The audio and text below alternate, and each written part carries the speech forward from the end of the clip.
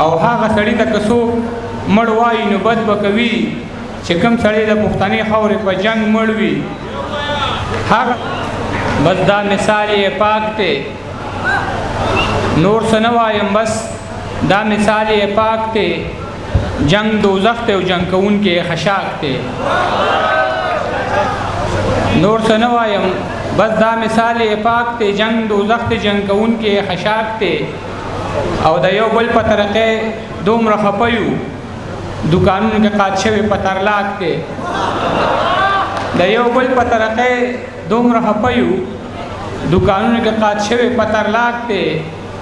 په لاهور کې چې مردار شي نو شهید شي، پښتونخوا کې چې شهید شي نو خلاک دی.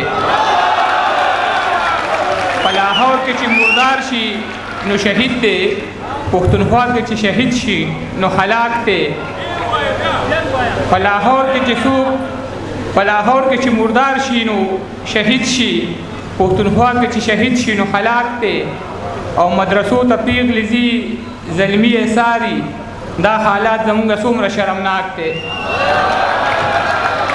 او ستا لیونې به ستا په غېږ کې په دا رنګ مړ وي لکه د بلې لمبې خوا کې چې پتنګ مړ وي.